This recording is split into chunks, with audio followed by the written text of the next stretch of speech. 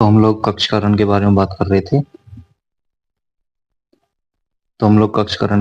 कर रहे थे। इसकी स्थिति गुजरात के कच्छ जिले में है, जो उत्तर पूर्वी में फैला हुआ है। यह एक नमकीन दलदली का वीरान प्रदेश है। यानी कि ये भुज हो गया और ये हो गया कक्षकरण। ये जो दलदली इलाका आपको देख रहे हो, ये कक्षकरण हो गया।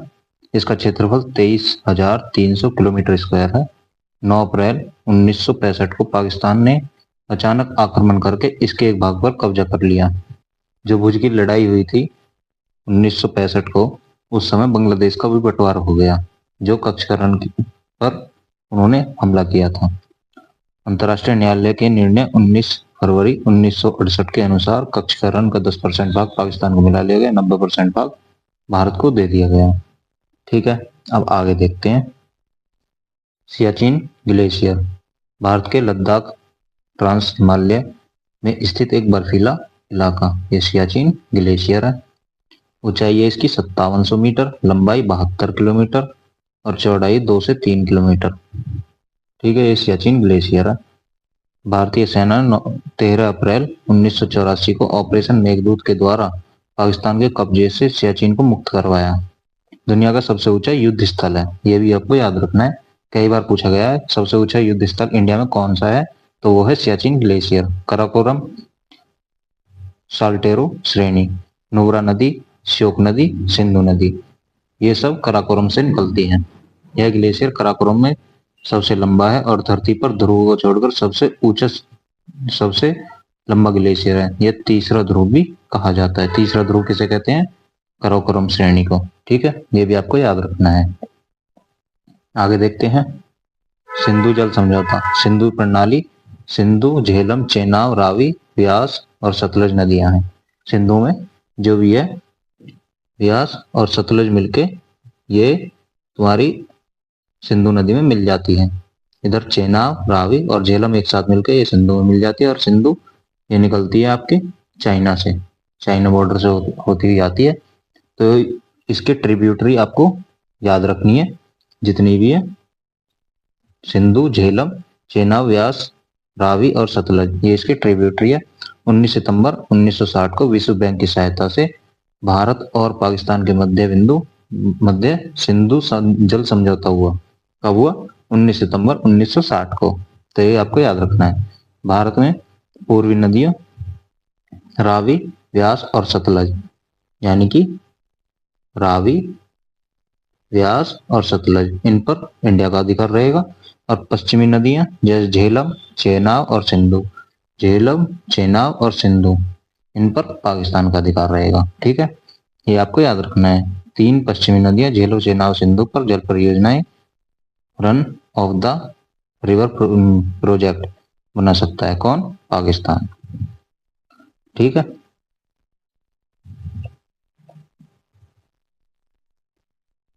भारत द्वारा सिंधु नदी तंत्र पर बनाई गई परियोजना जम्मू कश्मीर में है।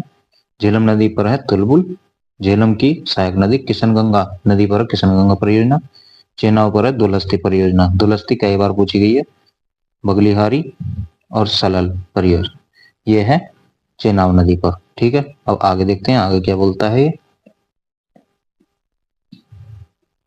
आगे आती है नेपाल और भारत की सीमा। इसकी कोई ऑफिशियल नाम नहीं है। 1751 किलोमीटर, 5 राज्य हैं भारतीय। उत्तर प्रदेश सबसे लंबी सीमा लगती है नेपाल से, बिहार, उत्तराखंड, सिक्किम और पश्चिम बंगाल, यह एक खुली सीमा है। यानी कि नेपाल जाने के लिए कोई भी पासपोर्ट की आपको जरूरत नहीं पड़ेगी, सिर्फ एक आईडी प्रूफ से ही काम चल जाएगा। भारत और नेपाल के मध्य विवाद के मुद्दे भारत नेपाल द्वारा नवीन मानचित्र, उत्तराखंड के कालापानी, लिपियाधुरा और लिपुलेख, ये इसके मुद्दे हैं। मतलब इन्होंने कुछ एरिया अपने मानचित्र में मिला लिया, शामिल कर लिया। उत्तर प्रदेश तथा बिहार की सीमा में अवस्थित सुस्ता क्षेत्र को भी नेपाल नवीनतम मानचित्र में शामिल किया।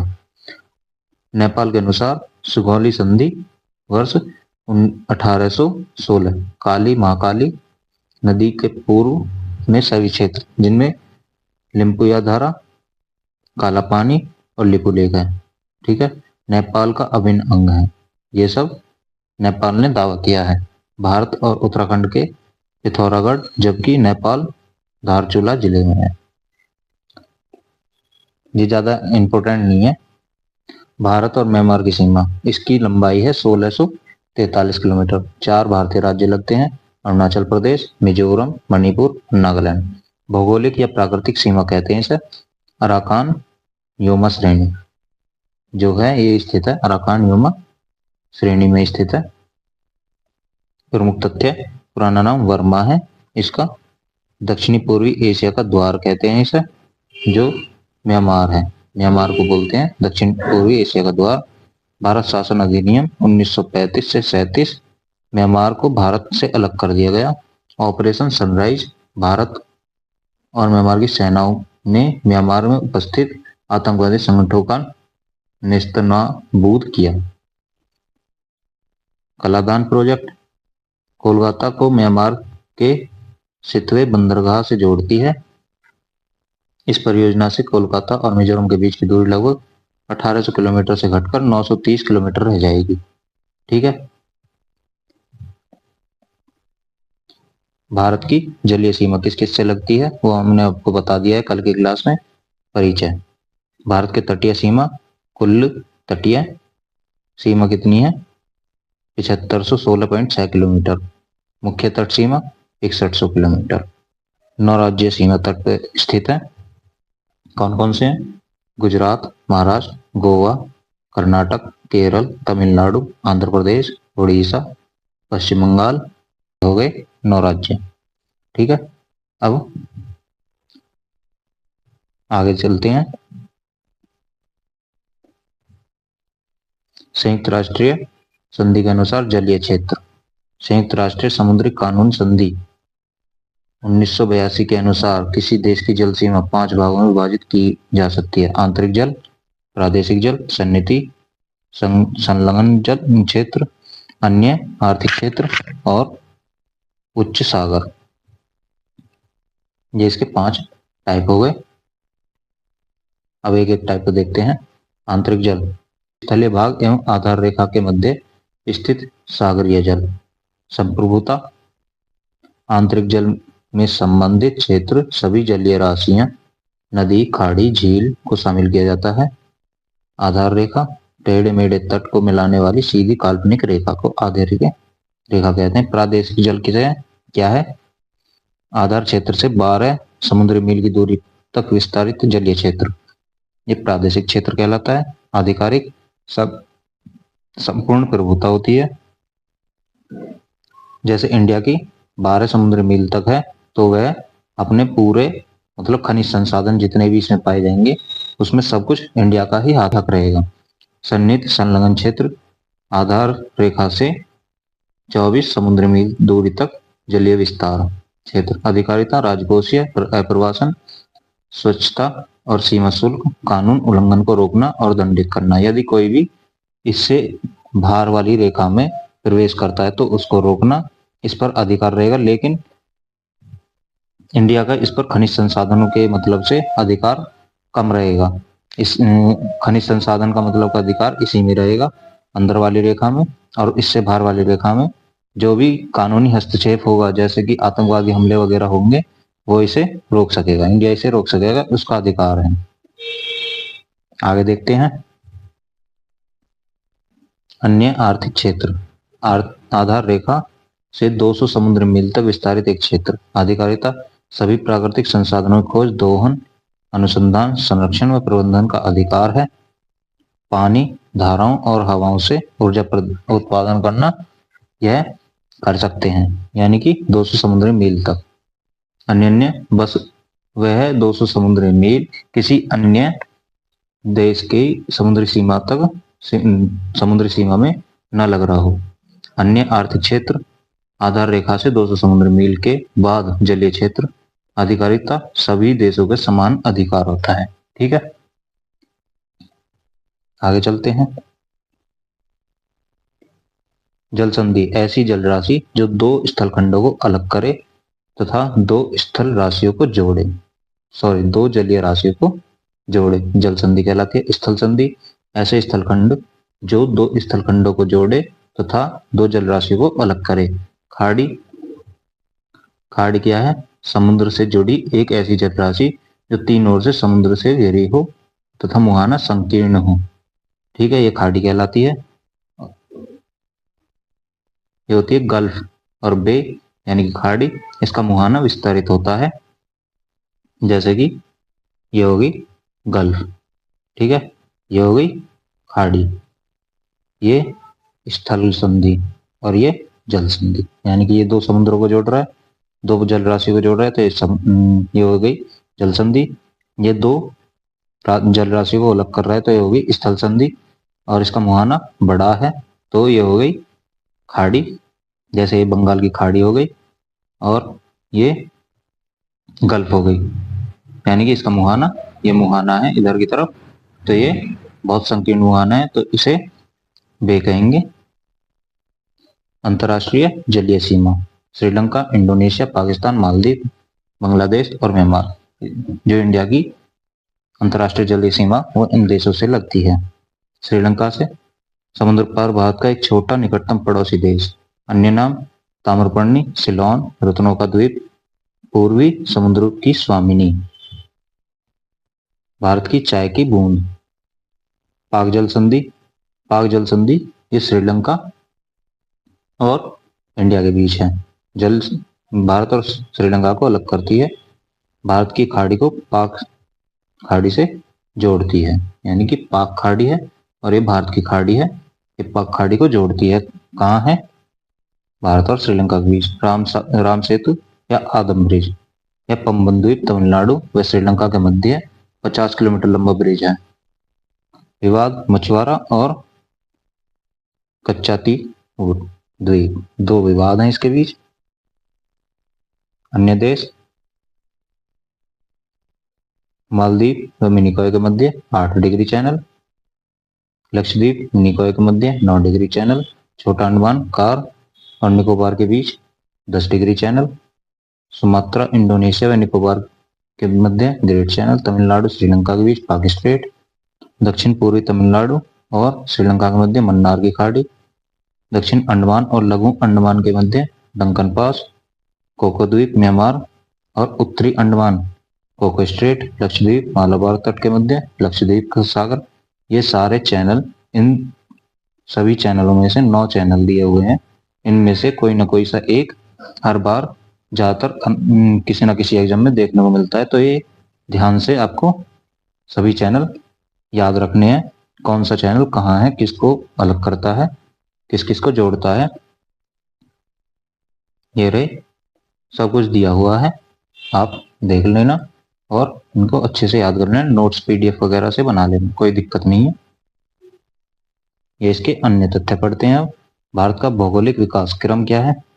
भारत की उत्पत्ति गोंडवाना लैंड से हुई है, यानी कि जो ये है एक पेनिनजिया था, पेनिनजिया नाम का पूरा प्लेटू था ये, और इसके बाद में टेथिस सागर से टुकड़े होते गए, टेथिस सागर बीच में आता गया और यहाँ से इंडिया ऊपर की तरफ खिसकता गया, तो ये इंडिया इधर शिफ्ट हो गया, यानी कि इधर से इधर ये शिफ्ट हो गया इस तरफ, जिससे टेथिस सागर से हिमालय का निर्माण हुआ। ठीक है, ये आपको याद रखना।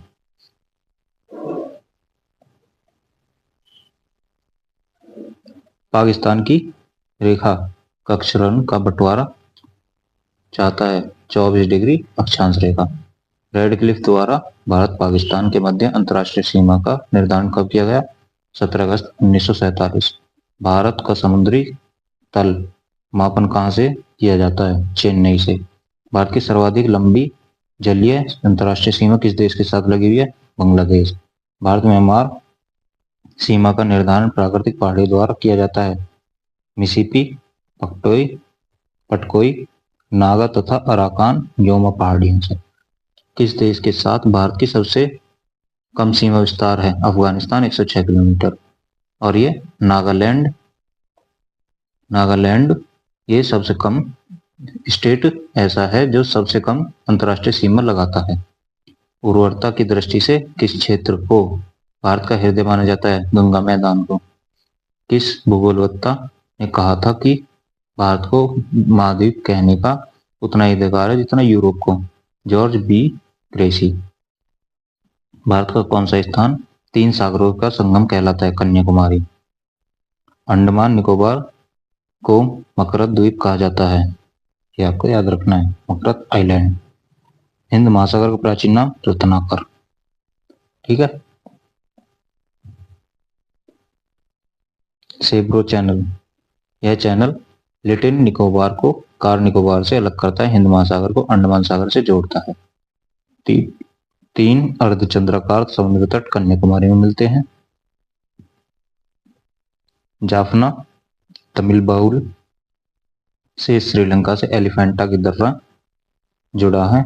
भारत के रामेश्वर के निकट धनुषकोडी और श्रीलंका में तेलियामन्नार के बीच समुद्री डोवी प्रवाल द्वीप की एक रेखा है जिसे आदमपुल कहा जाता है। सबसे ठंडा स्थान ट्रांस यानी कि लद्दाख में है। बीकानेर जैसलमेर सबसे गर्म है, 56 डिग्री सी राजस्थान में है। न्यू दिल्ली कैपिटल है इंडिया की। ठीक है।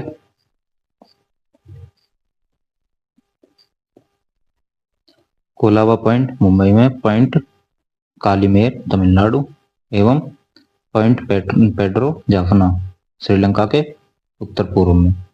काराकोरम रेंज भारत के उपमहाद्वीप एवं चीन के मध्य एक जल विभाजक बनाती है। भारत की चुंबकीय विषुवत रेखा दक्षिण भारत में त्रिवेंद्रम से गुजरती है। संकोच नदी असम और अरुणाचल प्रदेश के बीच सीमा बनाती है। श्रीलंका भारत और पाकिस्तान के बीच पाक जल संधि मन्नार की खाड़ी द्वारा अलग होती है, यानी कि पाक जल संधि और मन्नार की खाड़ी के द्वारा अलग होती है। पाक जलडमरू मध्य ही राम सेतु स्थित है यहाँ पर। मेघालय खासी जनजाति के लोग रबर ट्री नामक पौधे के जड़ों का अनुवर्धन कर उन्हें जलधारा को आपस में सुदृढ़ पुलों से रूपांतरित करते हैं, जिसे जीवित पुल कहा जाता है। स्थानीय भाषा में इसे जिंग केंग इरो कहते हैं। पुदुचेरी केंद्र शासित क्षेत्रों के अंतर्गत सम्मिलित है। माहे केरल में है, कराईकल तमिलनाडु, पुदुचेरी पांडिचेरी तमिलनाडु और यनम आंध्र प्रदेश। ये 4 जिले हैं पुदुचेरी के जो अलग अलग स्टेट में हैं। ये तमिलनाडु में है और एक आंध्र प्रदेश में, एक केरल में है। 1 2 3 4 चारों स्टेट में अलग अलग हैं। हिंद महासागर को शांत सागर कहा जाता है। हिंद महासागर को 7 समुद्रों की कुंजी भी कहा जाता है। ठीक है, ये आपको याद रखने हैं, ये कुछ महत्वपूर्ण पॉइंट है। भारत का सबसे बड़ा जिला कच्छ गुजरात, सबसे छोटा माहे पुदुचेरी का है। सबसे ऊंचा बांध टिहरी भागीरथी बांध, सबसे लंबा बांध हीराकुंड माही नदी पर उड़ीसा में। सबसे बड़ी खारे पानी की अंतरस्थलीय झील सांबर झील राजस्थान में। सबसे ऊंचा बीच पुलिन मरीन बीच चेन्नई में है। हिंडरबर्ग रेखा प्रथम विश्व युद्ध के समय 1947 में तय की गई जर्मन पोलैंड के मध्य है, सीमा का निर्धारण करती है। तो ये कुछ रेखाएं दी हुई हैं जो कौन कौन से कंट्री के बीच है, ये आपको देख लेनी है एक बार।